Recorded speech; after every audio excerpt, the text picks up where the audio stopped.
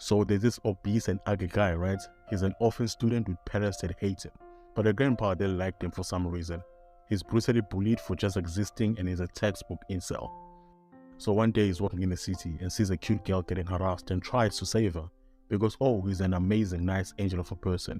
Now, of course, he gets beaten up because he's fat and ugly, right? He gets home and breaks a mirror out of self-hate and ends up opening a secret room in his grandpa's house. Apparently, grandpa has access to a game-like dimension, which grants him godlike abilities. Now, of course, the first thing that happens is that he loses weight and becomes absolutely majestic. Because you all know that your worth is determined by how beautiful you are. So from then on, he becomes a literal god in the real and other world. Okay, let me speedrun this. He gets recruited into an elite school, becomes the most popular student based off of looks alone, defeats his bullies and a crew of vicious gangsters, becomes a model in a mall that has literally everyone looking at him in awe. In the other world, a princess shoots his shot on him, and now about to meet a king. Basically everything that was impossible if he wasn't fit and handsome. So it starts off with bro in the grandpa sex dungeon killing monsters and calling them weak as fuck. Then sees a big orc just completely beating up a black puppy and saves the puppy by being super OP as always. Then the puppy falls in love with him immediately like everyone else. Now he's at school where he's the most popular human being on earth. Then Kaori volunteers to go to the pet store with him. After that, he takes Night for a walk and all girls and guys swoon over him in the park. But of course he bumps into Kaori, but also into Mew. Now bro has two cute girls who wanna give him babies. Oh, did I forget to say, everyone is literally looking at them because of how beautiful and not fat he is anymore. Then if that's not enough of how amazing bro is, a thief happens to be stealing and now has to save the day. And yes, you guessed it, saving Kaori again. Now back to the tonic dimension where the puppy is murdering monsters, until he sees a deer minding his own business and sneaks up on it. They fight it, but it's proving to be powerful for them, and sadly they defeat it. Obviously they defeat it. They then find an item, and since it's a Japanese anime, they have to take a hot bath. Not a hot spring second location this time. Anyways, lastly they find a cave and the book with writing like his grandpa did. The Book of the Sage. Another cheat skill bro just happened to come across. So the book belonged to someone who was amazing. He did everything. Magic, kept bitches, and basically became god from it. The book tells him not to wish to be like the sage, and instead value the friends he will make along the way. Sorry about that, that was some unbelievable cringe. So the book offers bro another cheat skill, and all he has to do is wish for it. Bro wished for magic, and boom! Now probably the strongest magic user of all time. Oh, they mastered it immediately, I forgot to mention. Now in the kingdom, the soldier snitches on Robert Baratheon that his little girl shot a shot in a stranger. Of course, bro loses it. Now we're at the school, and they have to do something. And of course, Kaori is in his team. With the other girl is probably gonna impress too. Now they have to go shopping for bro. Then a whole shopping montage happens. I don't think this matters anyway. Bro straight up cheats! And gets gifts for everyone, cause it's amazing. Then, of course, danger has to happen. A fire randomly breaks out of the mall. And guess who has to be saved? Just guess. Kaori! That's right! I don't remember that magic cheat code in the beginning? Yeah! He does water bending now and saves Kaori, Rin, and someone else. Kaori is gobsmacked. And bro reminisces about how nobody loves him. Oh, doggy! Alright, so my guy reads a stanza in his magic book and gains the ability to teleport. He goes bullies and murders two goblins in the cave and steals their gold. The puppy senses something and runs towards it, and they discover an injured girl for him to probably woo. But she can kinda hold her own, but the goblin seems to be overwhelming her. Bro saves her but discovers a ton of them. But he has another cheat skill now. They can kill a whole pack in one attack. She carries the girl away and offers her some hitting lean. Then they do a little bit of lying and flirting. So since it's an anime, she has to take a hot bath. She just has to. She asks bro to stay and train with her. And he basically says sure. And she shows him at it. Then a training montage happens, sparring and murdering. So they have to bath again. But she invades his bath and holds bro tight saying thanks. And she shows him at it again. So now he's at the real world school bus and is impressing girls as always. Asked to get a bit of sleep because of how tired he has to be from the bath. A wink wink. Then they get briefed about why they're in the forest by their teachers. It's basically a camping trip where they live in the wild. So of course Bro does some fishing with his bare hands, impressing Kaori. Oh, Luna, the girl he fumbled? She's an assassin. Kira seems angry because his group used him to test mushrooms and other stuff. He hints at a possible bear encounter. Later, they gather fruits and vegetables, and he expects them using a special skill before cooking. He flirts a bit with Kaori and gets chosen to work. He shows off his amazing cooking skills, impressing everyone who watches. They try the food and react as if it's the best thing they've ever tasted. But that's not all. The teacher falls in love with him and even asks him to marry her, flirting in front of everyone. Eventually, she stops after some convincing, but not before showing affection. He then teleports home and feeds his pet, Night, while talking about the power of validation. In the boys' changing room, everyone is in awe of his physique. In the girls' changing room, Rain playfully interacts with Kaide's large breasts, getting really close. At the campsite, they find everything destroyed. While looking for food, Akira seems scared. They discover bad tracks and are chased, causing more chaos. The teacher falls, and our guy saves her. Yes, you guessed it, he fights and defeats the bear. The teacher makes advances again, but he has other options. Back in the other world, he defeats a powerful monster and gets a valuable item. The king's party and the princess arrive to escort him to the castle. Suddenly, Nat says something, pushes the princess. A tree gets cut with a string. They learn that Luna, the assassin, tried to kill the princess but failed. Our guy stops her and takes her and the princess to his house for treatment. At the house, we see Luna in bed with the princess asking Bro about his ridiculous magical powers, saying that his magic is literally fairy tale magic and shouldn't use it anyhow because it's not even realistic. She also exposes Luna for faking asleep. The princess asks her to tell them about herself. So, she was a homeless orphan who was trying to survive, but one day she got into a stranger's car who taught her how to be a murderer. She then snitches on her whole organization and the hit she was trying to carry out by killing the princess. She also says that she's as good as dead, but Yuya says, hell nah, you're worth it, baby. The princess also joins in and even asks her to be a guard. Then they go take a bath because, they also gossip about how Bro is amazing and how they're both in love and are in a love triangle now. Lexia offers to make dinner but can't even use a knife, giving an opportunity for Yuya to cook for them. They then do some antics to fight over the attention and affection of Bro, you know how it goes. They fall asleep. In the morning they catch up with the guards. Lexia tells them that Luna, the assassin, will be joining them, but the soldiers are suspicious of her. She explains that she didn't kill her during the night, so she's based. Now they have to part ways and the captain tells Yuya to pull up to the kingdom whenever he can. On their way, Luna jumps off to give Yuya a kiss on the cheek and thanks him. Yuya and Night take a bath and realize another pig-like animal is next to him. Apparently he's already tamed it and he has healing powers. He named it Akatsuki. Back at school, we see some guys playing a soccer game, with Yuya as a goalkeeper. Then Kaede is asked by Rain to jump, and they both bounce while she plays with them, distracting the boys. They lose the ball and Yuya teleports to catch it, throws it, and scores a goal with ease.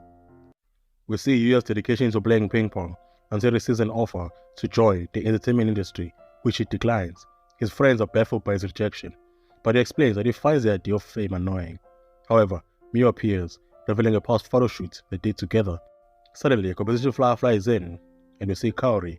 Meanwhile, the director plans to steal Yuya's intellectual property. In the other world, Yuya is focused on leveling up by defeating opponents. He acknowledges the need to become stronger and realizes he may require additional help. As he ventures deeper into the forest, he encounters a formidable boar that defeats him. In a desperate attempt to save his pets, a voice offers assistance and drives the boar away. To Yuya's surprise, the voice belongs to a talking rabbit with impressive combat skills. The rabbit challenges everyone to demonstrate their abilities, starting with Akatsuki and then Night, both of whom fail to impress. However, when Yuya showcases his skills, the rabbit is slightly amused. Subsequently, the rabbit teaches Yuya kicking techniques and engages in sparring sessions with him. Curious about the rabbit's motive, Yuya asks why he is being trained, to which the rabbit explains that he sees Yuya as his successor. The rabbit's duty as a divine being is to train individuals to combat negativity. Yuya inquires if he can refuse the mentorship, but the rabbit affirms his decision and emphasizes the importance of having more allies during the challenging times. Although Yuya declines the title of divine, He desires to protect the people he has encountered. The rabbit accepts this and continues training Yuya, who offers to learn magic as a form of compensation. Thus, Yuya's training commences, and he faces the boar species that previously defeated him. With the rabbit's guidance, Yuya emerges victorious, resulting in a significant improvement in his stats, reaching an SS rank. As a result of his evolution, Yuya gains enhanced skill for himself and his pets. Back in the real world, Yuya prepares to face off against a national undisputed ping pong champion. Initially, the champion gains a point over Yuya with a powerful serve, but Yuya retaliates by hitting the ball so hard that it creates a hole in the table. He requests to withdraw from the match, leaving everyone in shock. While taking a break, Yuya is immediately recruited by KAETA as a substitute for volleyball. Unsurprisingly, he dominates the court, causing utter destruction. But the surprises don't end there, as Kaori also needs a substitute. Yuya steps up and plays for in the tennis match against his siblings. Despite Kaori's sucking, Yuya manages to secure a victory without relying too much on superpowers. On his way home, Yuya encounters Kaori standing alone, and they decide to walk home together. It becomes clear that Kaori is interested in him romantically, as she asks Yuya to close his eyes and kisses him. In the agency, the director was looking at pictures of Bro in a magazine and discussing their plans to steal his image and manipulate him into signing with them. Back at Yuya's house, Kaori seemed unfazed by the presence of alien-looking pets. She was there to study with Yuya, with their usual awkward flirting. It seems like while walking to or from school, Yuya and Kaori discussed their upcoming test. Yuya admitted he wasn't good at math, so Kaori offered to help him at his place. When Kaori asked to use the restroom, she stumbled upon the mysterious door. Yuya quickly explained his purpose and demonstrated his ability to do magic, revealing his overpowered abilities in the real world. He explained everything that had happened, then took Kaori to the other world. When he introduced her to the pets and their different species, Yuya proudly showcases his own stats, pointing out his transformation from being overweight to weak to being majestic and strong through cheating. He confessed that without the other world, he wouldn't have had the confidence to spend time with Kaori. Excitedly, Kaori asked Yuya to show her around, but he declined, citing the presence of monsters. However, he promised that maybe next time they could go explore together. Kaori assured him that she would keep the secret and sadly expressed her romantic interests. But Yuya redirected their attention to math. In the kingdom of the other world, Lexa returned and the king inquired about Yuya's whereabouts. Lexa also asked about Luna, to which she replied that she had tried to harm her. Enraged, the king charged at Luna, but she remained unfazed because she knew about the power of the sword and managed to stop his hands. Taking advantage of the situation, Lexia successfully blackmailed her father concerning Luna. The king then questioned Lexia about Luna and their connection to Yuya. The guard insinuated that Lexia and Luna had engaged in a threesome with Yuya, further infuriating the king. Consumed by anger, the king began slashing everything in sight at the thought of his daughter being involved in such behavior. We finally see an assassin from the guild, where they are reporting Luna's actions and informed another individual about Yuya. This person seemed determined to become king himself and referred to the king as his father. He devised a plan involving a magic sealing technique to frame Yuya. It became clear that he was the one behind the attempted assassin of Lexia in his quest for power and is the prince. Meanwhile, Yuya planned to go to the castle. He gathered some items, including a blanket, and walked to another town, where he encountered people who were a mix of humans and animals. He attempted to sell his items to a man who mistook him for a disguised noble. Yuya managed to sell Japanese peppers for a substantial amount of money, receiving 100 coins. He also obtained a guild card for identification. He was directed to the royal capital for his next destination. Upon reaching the royal capital, Yuya was welcomed by a guard who escorted him to meet the king. As he entered the room, he was introduced to the king, who immediately expressed his anger by Yuya's involvement with the daughter, and the king asked him for a gift. Yuya presented Lexia with a bedding item he conveniently acquired, which offended the king. The king charged straight at Yuya, mistakenly interpreting the gift as a marriage proposal. However, before anything else could transpire, assassins arrived to cast a magic spell. A fight ensued between king and the assassins, but Yuya managed to lay waste on all of them, one by one. Previously, Yuya got into the castle, met the king, but got attacked by some assassins trying to frame him. Yuya finds a badge and gives it to the king. Rumors spread that the prince was the one responsible for the attack, but Lexia still wants to take Yuya to show around the capital. But Lola says it's a bad idea since she's a target for her older brother and she shouldn't do it herself, until the captain volunteers to do it, but the girls refuse. So now he is left to guard the girls while they both show Yuya around, while receiving the biggest attention ever. They then plan to join the Adventurers Guild. They fill in some paperwork, but since Yuya has to hide some of his magical powers, he writes vague terms. They also have to record their magical levels, of which Lexia is yellow and Yuya literally breaks the thing. The admin lady is flabbergasted at Yuya and likens it to fairy tale levels. They get their card and are officially adventurers. Now they look for Quest, so a witch comes around and immediately throws herself at Yuya. Lexia and Luna obviously feel jealous. Her name is Glan and she is also an adventurer. Now as some fail for a quest, the girls decide to have a plant picking contest and Yuya should judge. The captain then tells Yuya the man they found leads to the prince and they need his help. They go to the location and they find the prince hiding. They surround him, but he still fights back.